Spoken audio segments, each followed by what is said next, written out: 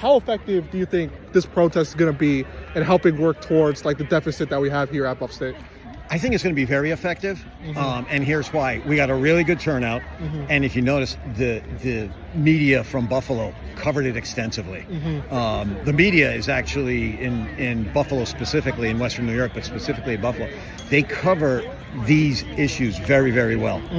We know the governor pays attention to the Buffalo media. It's our hometown. Yeah. And that's one of the reasons why we wanted to have this event, is to catch her attention, and keep driving home the message. She's got an opportunity here, because at the end of the day, it does come down to the governor.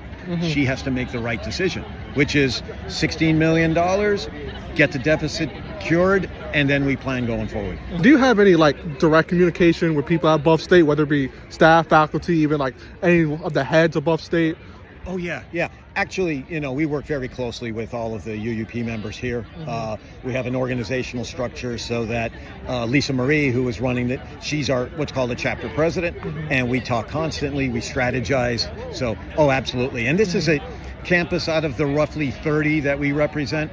This is one of the most dynamic union membership. I mean, they're really strong and well organized. So their pressure, their presence, it's going to make a difference, I hope. Following up on that, are you in communication with the budget committee here that's also, helping to work towards that deficit with financials and all that? Our membership here, they're working with them very closely. So you do have a lot more like direct eyes on like the kind of financial situation here? Yes, exactly. Do you have any plans for like future events of this kind of sort, like for Buff State specifically, like other ways of just raising awareness for the financial situation and the classes being cut here?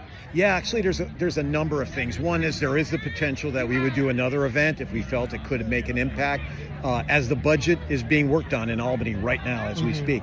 But secondly, we've got a letter writing campaign, electronic letter writing campaign, uupinfo.org. Their letters are there calling for the money that Buff State needs.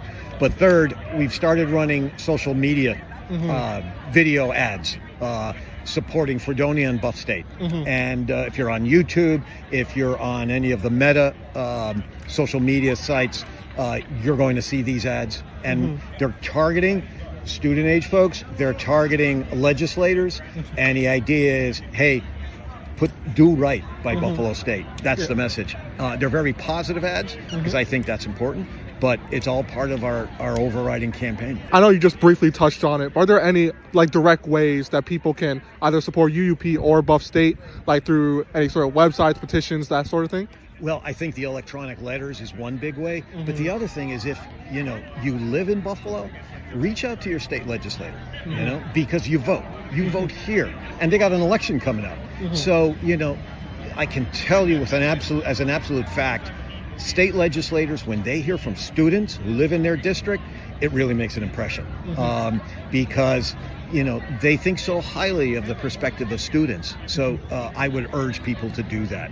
As USG president, you obviously have like more of a pulse on student feedback for a lot of different things.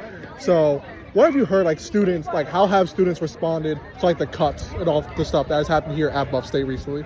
Well, so a lot of students came today, and a lot more than I honestly thought would have. But students are mad. Students, they love Buffalo State, and they want to keep it alive. That's why you saw so many people here today.